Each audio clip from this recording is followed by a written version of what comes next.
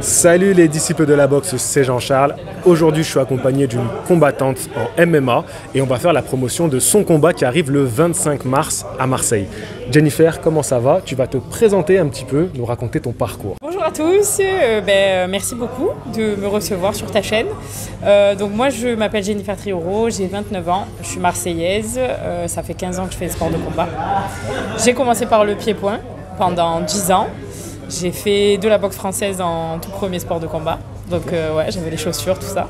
Après, je suis passée en kickboxing pendant 3 ans. Et j'étais en équipe de France pendant 2 ans, 2018-2019. J'ai fait championnat d'Europe, championnat du monde. Et j'ai terminé 3e au championnat d'Europe. D'accord. Voilà. Donc ça, c'est ma fin de carrière en pied-point, si je peux dire. Et j'ai rencontré Emar Guy, qui est un combattant professionnel en MMA. C'est devenu un très bon ami à moi, qui m'a dit viens faire un peu des sparring dans notre salle, on manque de filles. Et je pense que tu as un bon niveau en pied-point, tu peux quand même un peu nous aider sur le striking, qui est la partie pied-point du MMA. Je suis allée tourner, en fait, j'ai vu des sparring en MMA, c'était la première fois que je voyais ça, j'avais vu qu'à la télé.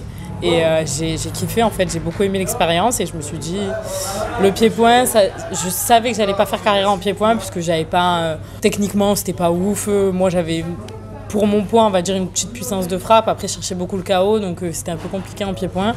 Et je me suis dit, pourquoi pas faire la bascule en MMA et j'ai compris que c'était carrément plus mon style, au niveau de mon style pied-point. Et du coup, j'ai basculé en MMA.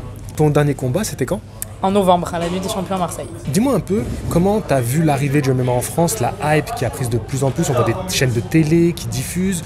Dans ton entourage, peut-être aussi, que des gens peut-être s'intéressent un peu plus du coup à ton métier aujourd'hui? Honnêtement, moi, je kiffe combattre à l'étranger. Vraiment, okay. J'aime beaucoup parce que les gens, ils connaissent vraiment la discipline depuis plusieurs années. Je suis très contente que le sport soit reconnu en France, c'est une bonne chose pour nous combattants, puisque ça y est, on a un statut professionnel, enfin voilà, c'est bien structuré par la boxe anglaise. Honnêtement, j'ai été contente que ce soit cette fédé-là qui récupère le sport et qui chapeaute un petit peu tout ça, puisqu'ils ont une vraie connaissance du statut professionnel et on est reconnu en tant que combattant. Donc c'était très bien. Je suis contente parce que depuis quelques mois, là, comme tu dis, il y a un vrai engouement autour du MMA et il y a de plus en plus de monde qui s'y intéresse. Je suis allée en tant que corner à l'Hexagone il y a 2 semaines, parce qu'il y avait 3 mecs de mon club qui combattaient. Et en fait, on avait en face de nous un public de connaisseurs. Les gens, c'était le premier événement de MMA à Reims. Et pourtant, il y avait un public qui connaissait les règles, qui était vraiment... c'est pas juste des gens qui viennent voir ce que c'est. On a vraiment un public français, je pense, qui est content de cette légalisation et qui commence à bien connaître les combattants. Et en tant que Française, déjà, en tant que femme, on n'est pas beaucoup. Donc, c'est vrai que les gens nous connaissent et j'aime beaucoup cet engouement. J'espère qu'on aura la même chose que moi j'ai rencontré à l'étranger quand je suis allée combattre à l'étranger, parce que les gens sont vraiment fans depuis des années et tu arrives là-bas, tu te dis je fais juste du sport et là-bas tu es une vraie personnalité. Donc j'ai trouvé ça super impressionnant et j'espère que d'ici quelques années ça sera la même chose en France. Bonjour les abonnés. Jennifer, tu nous as expliqué un tout petit peu ton parcours de pied-point. Tu te considères plus comme une striker ou une grappleur? Non, striking, on va pas se mentir, j'ai 10 ans de pied-point derrière moi, donc debout je suis très à l'aise. C'est rare que je tombe sur des filles qui me donnent du fil à retordre debout. Après mon premier combat au Brave en 2020, j'étais tombée sur une fille très forte debout. On est quand même allé à la décision. Bon, j'ai fini avec la tête 3x5 de pied-point, c'est pas pareil avec les petits gants. Mais je suis restée debout et on va dire que c'est mon domaine. Après, j'ai beaucoup travaillé mes points faibles, donc le sol et la lutte. Énormément travaillé. Sur la décision, oui. Tu t'es pris une fessée. Une petite fessée.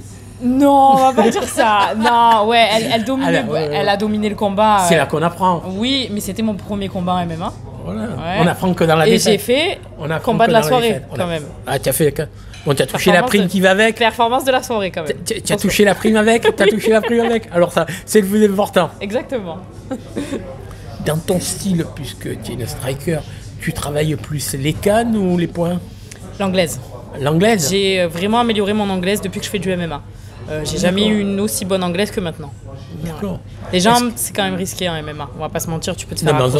En zone basse. Même en zone basse. Ouais, non, mais je sais. Ouais. Je sais, tu peux te faire contrer. Exactement.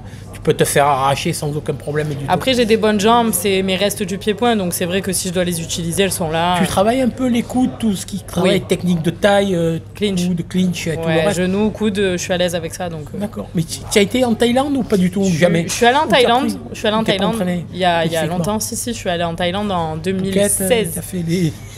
2008, pas 2016. J'ai fait 3 semaines en Thaïlande.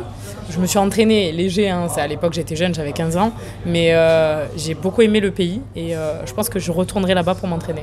Et en anglaise ou en pied-point, est-ce que tu as des modèles de genre, de style de combattant ou de combattante En pied-point, j'aime beaucoup la technique de Anissa Meksen, qui est au One actuellement. Je connais. Voilà, c'est la meilleure française pour moi en pied-point. Qui arrive de la boxe française, il faut oui, elle a dominé elle a quand même tous dominé, les domaines, française, pied-point, et je crois qu'elle s'est même essayée en anglaise. et qui n'a jamais changé d'entraîneur. Exactement. Pratiquement. Et ça, il faut le souligner. Parce que Très la plupart du temps, c'est très très rare. Les gens changent d'entraîneur. Comme quoi, je suis très bien le pied-point. C'est vrai. Donc c'est une très bonne combattante française, j'aime bien. J'aimais beaucoup la combattante Holly Holm qui venait de la boxe anglaise. Oui. Voilà. Qui a battu malheureusement mon Ronda amie Rousey. Myriam Lamar. Oui, c'est vrai, exact. Je la salue toujours, Myriam. Ouais, Holly Holm c'est un bon modèle, je trouve. Elle est complète. Et en tant que combattant de l'UFC, un peu les idoles, les gens qui sortent en ce moment là. J'aime beaucoup Rose, c'est la championne du monde de ma catégorie. Voilà, en 52 kilos. Tu as sa photo, tous les matins tu la regardes. tu Non, dis, mais prochaine, j'aime c'est bien parce qu'elle est humble. Elle parle pas, elle est pas du tout dans le trash talking. Et en fait, la performance, elle parle pour elle. J'aime beaucoup, elle est féminine quand même en dehors. Et j'aime bien. Après, il y a un personnage que j'aime beaucoup qui est au Bellator, c'est Valérie Loureda. Parce qu'elle est ultra féminine. Alors c'est super controversé parce qu'il y en a Toi beaucoup. aussi, tu es féminine. Ouais, mais Ça charme. elle est un petit peu critiquée. On dit qu'elle est beaucoup trop sexy et qu'elle met trop ce côté-là en avant. Mais moi, j'aime bien. C'est un vrai personnage et je pense qu'elle s'est fait une image à elle. Et elle a mis en avant les filles très sexy qui font des sports de combat. C'est vrai qu'en France, on connaît pas encore trop ça. Est-ce Et que tu j'aime vas, bien le personnage. est-ce que tu mets en avant ton côté sexy, ton physique? Oui, Parce on qu'à va pas l'époque, se faut mentir. pas se le cacher, il y a 30 ans de ça, quand on voyait les filles boxer, on aurait dit des hommes. Ben oui, c'est pour ça que moi, je suis contente de malheureux. véhiculer cette Alors image. que c'est une belle image quand même. Je suis contente de véhiculer cette image et on va pas se mentir, bien sûr que je joue sur mon Il faut physique. jouer. C'est mon image, c'est mon atout. Je sais que je sors un peu du lot par rapport à ça. Après, la performance, ça reste quand même oui. J'ai pas envie d'être un imposteur où on dit ouais, elle est jolie, donc on la prend pour les combats pour ça. Moi, je veux qu'on me respecte en tant que combattante. Donc le 25, on va faire de la performance. Est-ce que je peux me permettre de te poser une question un peu personnelle? Tu réponds ou tu réponds pas? Ok. Est-ce que par rapport aux petits copains, quand tu as en fin de compte un petit copain qui te connaît pas, connaît que tu fais un sport quand même violent, est-ce que ça te pose pas un problème? Honnêtement, c'est très problématique avec les hommes, malheureusement. Et oui, parce que Afin de trouver quelqu'un qui est dans le milieu. Exactement. Honnêtement, C'est pas évident. il y a un problème d'ego en fait qui se pose à ce moment-là, c'est que le mec il va se dire comment ma fille elle se bagarre, ma copine elle se bagarre La compagne. dans des cages. cages. Donc si le mec il a pas Non. Bon. un ego bien placé ou qu'il est pas sûr de lui, c'est compliqué. Donc c'est vrai que ça pose un peu problème. Après c'est pas quelque chose de principal dans ma vie pour le moment. Moi je m'accomplis moi-même en tant que femme. J'ai pas forcément besoin de quelqu'un à mes côtés pour le moment et ma carrière ça reste quand même principal. Donc ça viendra si ça viendra. C'est peut-être là, je parle jamais de ma vie privée, mais Il faut pas. non, se cacher. c'est du domaine privé, voilà. C'est pour ça que je me suis permis de te poser la question. Il y a t'étais pas aucun obligé de souci. répondre. Mais oui, c'est problématique, oui. D'accord. Bon, le mot de la fin, est-ce que tu as quelque chose à rajouter? Alice, j'espère que tu es prête parce que le 25, c'est pour moi. On se retrouve le 25. Merci les abonnés. Je te remercie Jennifer. Merci. Je te souhaite bonne chance pour ton combat. C'est gentil. Donc je vous rappelle que c'est le 25 mars à Marseille. Je vous mettrai le lien de la billetterie dans cette vidéo, donc en description de cette vidéo. Et puis si c'est diffusé, je ne sais pas encore si c'est diffusé en direct, pareil, je vous mettrai les liens pour assister au combat en streaming. Je vous dis à la prochaine. Fighting!